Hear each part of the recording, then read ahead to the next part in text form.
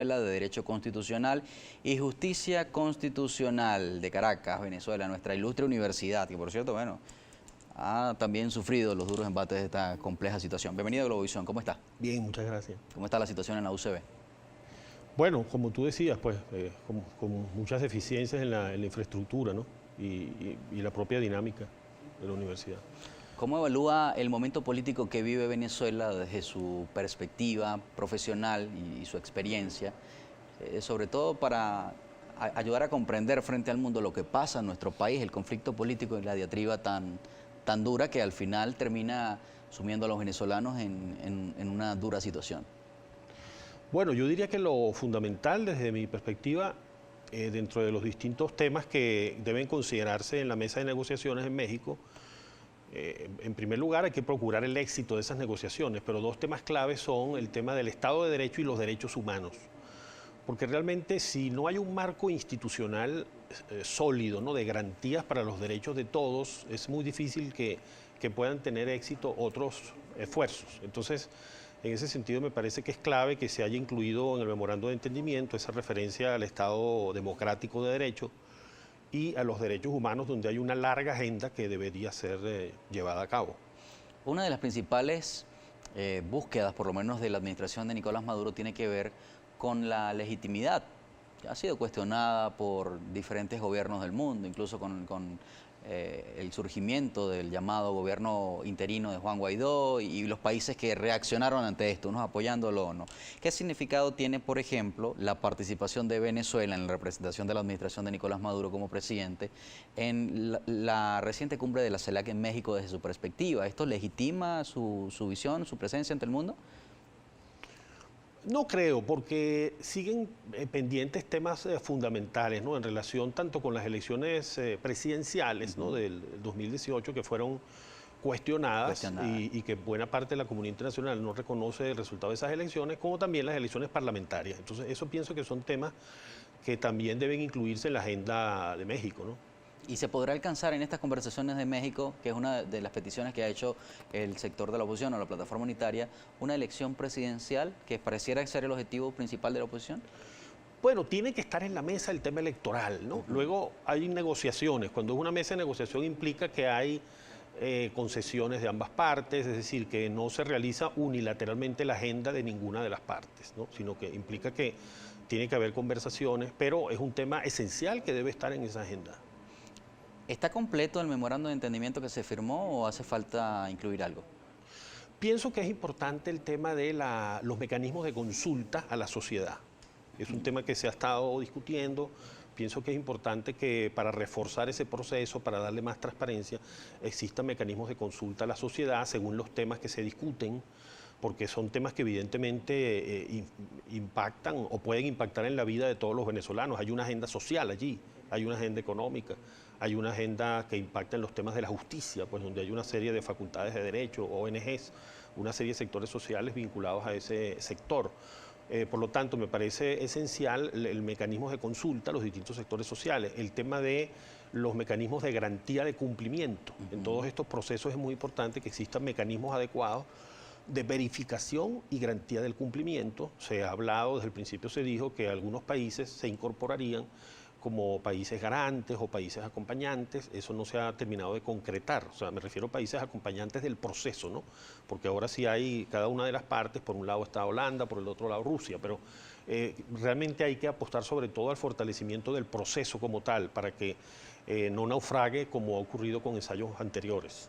Sorprendió ante la opinión pública la petición de incorporación, bueno, no lo pedía, informaba al país Jorge Rodríguez en días recientes la incorporación de Alex Saab ante estas conversaciones. Tema sensible y complejo porque no se entiende, digamos, cuál es el papel que jugaría este diplomático, como lo llama el gobierno, o delincuente y criminal, como lo llaman otros sectores, por estar requerido por la justicia. ¿Cómo ve usted esta ficha específica de Alex Saab en medio del acercamiento entre el gobierno y los sectores de oposición? Bueno, se ha dicho que es más que todo una jugada política, ¿no?, del gobierno, que lamentablemente, pues yo creo que no es saludable, ¿no?, para el bien de este proceso de negociación.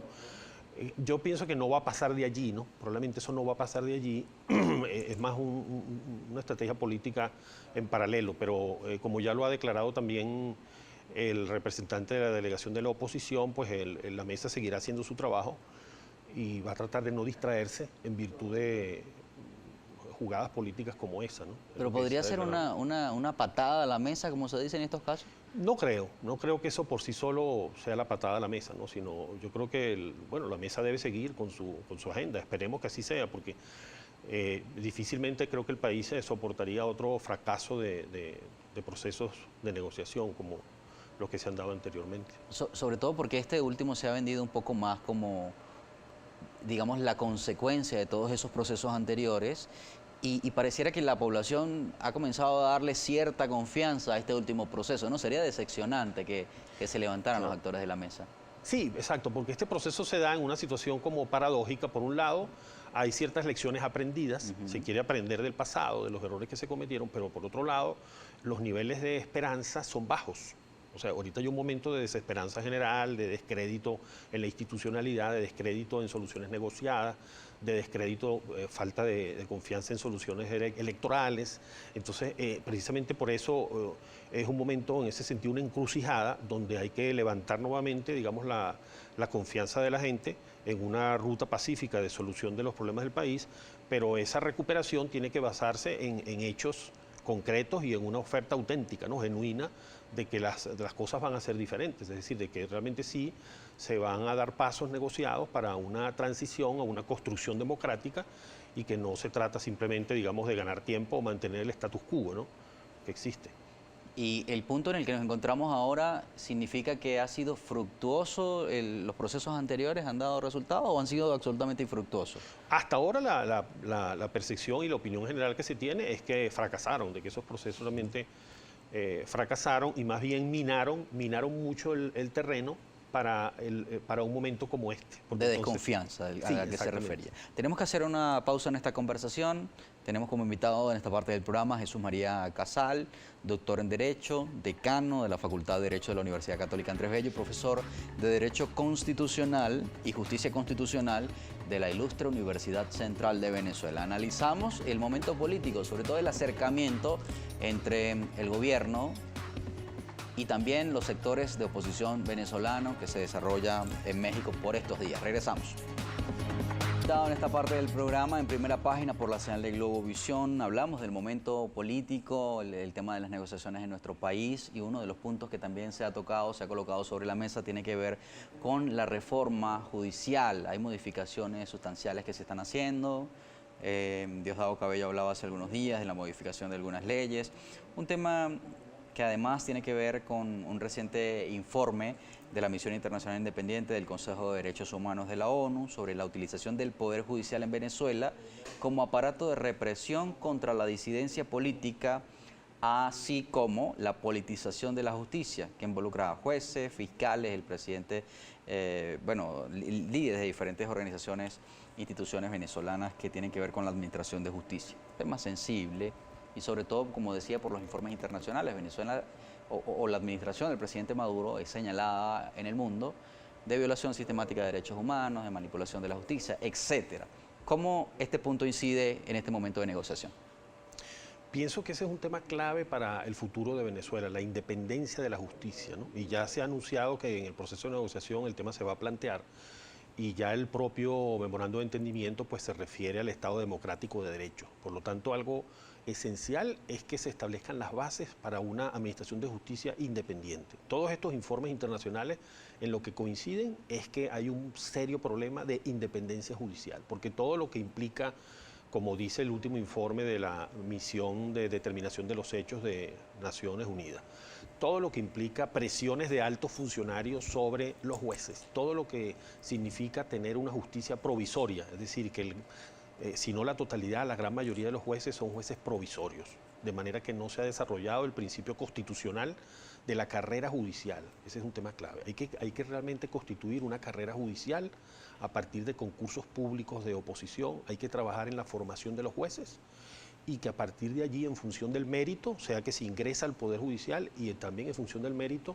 es que se asciende y hay que hacer la carrera judicial atractiva para los jóvenes que egresan de las facultades de Derecho y que los más talentosos también tengan interés en quedarse en Venezuela, porque el problema es que muchos de los egresados se quieren ir del país, quedarse en Venezuela e incorporarse a un nuevo poder judicial, que sea un poder judicial adecentado y comprometido con los principios de la Constitución y con una administración independiente de la justicia. Mucho se habla, o se hablaba por lo menos en la elección del 6 de diciembre reciente para la Asamblea Nacional, que bueno, que la elección del nuevo Parlamento podría significar el nuevo camino para la reinstitucionalización del país, considerando que la Asamblea Nacional, el Parlamento, designa a los rectores del Consejo Nacional Electoral, a los magistrados del Tribunal Supremo de Justicia, y este tema de la administración de justicia en nuestro país cuestionado, incluso el mismo fiscal general ha sido cuestionado en el contexto internacional. Han intentado ellos demostrar también con informes que se ha tratado de hacer las cosas de manera correcta. ¿Se puede pensar que este camino de negociación pueda traer a la designación de nuevas autoridades y lograr esa verdadera independencia de los poderes que exige la ley y que debería tener la sociedad venezolana? Ojalá se pudiera hacer, ¿no? Yo pienso que hay, claro, una serie de limitantes, porque la propia situación de la Asamblea Nacional con una legitimidad cuestionada, hay una serie de limitantes allí, pero aún así, pienso que el escenario concreto que tenemos ahora es el de ese memorando de entendimiento y esa mesa de negociaciones. Eso es lo que está. Ese es el escenario posible en este momento, ¿no? Sin perjuicio de que otras estrategias de lucha sigan adelante, pero eso está allí y pueden de allí surgir acuerdos para una reinstitucionalización, que ya luego parte de las negociaciones será cómo instrumentarlos, qué órganos participan en esa implementación. Pero pienso que sobre todo en ese espacio que se pueden gestar esos acuerdos y es posible, lo que tú señalas, es posible que desde allí venga una renovación de los órganos del Poder Judicial, del Poder Ciudadano. En parte sucedió con el Consejo Nacional Electoral, ¿no? Entonces eso probablemente sería deseable que con un cambio más sustancial, ¿no? Que fuera a la esencia de las cosas, se pudiera dar también en esas otras instancias. Claro, una palabra bien interesante que surgió cuando se designaron las nuevas autoridades del Consejo Nacional Electoral por algunos actores de la oposición, era que este Consejo Nacional Electoral era potable, se decía mucho, ¿no? Potable. Más que potable, debería ser absolutamente independiente y creíble y aceptable por la sociedad, igual que el sistema de administración de justicia. Así es. Bueno, vamos a leer algunos comentarios por parte de la audiencia. Hay algunos, por ejemplo, como Ramón Ramos, el líder, escribe: ¿cree usted en una salida democrática y constitucional a la grave crisis que vivimos en el corto plazo o falta mucho que andar? Bueno, hay que buscar esa solución democrática constitucional, pero no veo que sea en un plazo corto, ¿no? No la veo en un plazo corto. Es un tema, digamos, creo que va a haber aquí una gradualidad, pero lo que sí es importante es que cada paso que demos sea efectivamente un paso hacia la construcción democrática, no para consolidar un status quo que es precisamente el que queremos superar. Otro comentario. Jorge59 escribe: saludos. Es eso, estamos los venezolanos a la espera de que interpelen en cadena nacional a todos esos ministros y empleados públicos que se han pasado media vida de puesto en puesto y que lo único que han dejado es desfalco y miseria al país. La rendición de cuentas pareciera que en nuestro país se barre y se pone el polvo abajo de la alfombra cuando se trata de corrupción y este tipo de situaciones, ¿no? Es que es un tema clave ese de la transparencia. Hay que introducir la transparencia en todo el funcionamiento del Estado.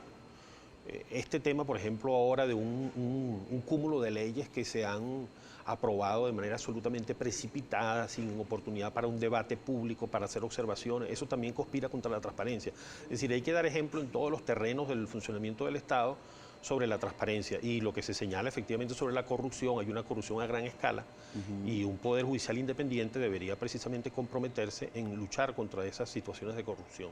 Lo cuestionan aquí, el abogado César Osvaldo Antillano dice: buenos días, Seir, pregúntale al doctor Jesús Casal si está pegado a nuestra Carta Magna, entonces debería hablar de derecho y no políticamente. Claro, pero es que estoy hablando con base en el derecho. Otra cosa es que él, desde su opinión política, no comparte lo que yo digo, pero digamos, a lo que me estoy refiriendo, creo que él estará de acuerdo también en que el Poder Judicial hoy en día en Venezuela no es independiente. Pero si él piensa que es independiente, que me dé alguna muestra. Pero todo lo que observamos es que no lo es. Y por eso luchamos para que tengamos un Poder Judicial independiente para él y para mí y para todos. O sea, no es aquí un tema de parcialidad política, sino que todos tengamos un juez. Tú no sabes lo importante que es una sociedad democrática, que exista un juez. Entonces, que tú puedas acudir y decir, yo, aunque soy minoría, aunque critico al gobierno, yo sé que eso no pone en riesgo mis derechos más sagrados, porque hay un juez que tiene la última palabra y que va a decidir con base en su conciencia. Va a hacerlo de manera justa, precisamente, que es su tarea. Sí. Manuel Salinas dice, como constitucionalista, usted sabe que a través de acuerdos políticos no se puede derogar la Constitución, los delitos de lesa humanidad y de corrupción no prescriben. Y hay algo que dice mucho el gobierno, que para que haya paz debe haber justicia, pero de parte y parte, ¿no? Claro, exacto. O sea, los procesos de transición son procesos que implican verdad, que implican reconciliación y ambas partes tienen que, por supuesto, encontrarse, ¿no? Por eso a mí me parece que es importante el esfuerzo que se está haciendo en México y que implica que la solución que se busque es una solución que considera a todos los actores que son necesarios para la solución. Bueno, se nos termina el tiempo, doctor, pero agradecemos que haya tomado parte de su agenda para venir a Globovisión y compartir este análisis tan interesante y para comprender este momento que vivimos, ¿no? No, a la orden, muchas gracias. El doctor Jesús María Casal, doctor en Derecho, decano de la Facultad de Derecho de la Universidad Católica Andrés Bello y profesor de Derecho Constitucional y Justicia Constitucional de la Universidad Central de Venezuela, a quien agradecemos por su participación en este programa. 7:25 minutos de la mañana, soy Seir Contreras, estamos en vivo.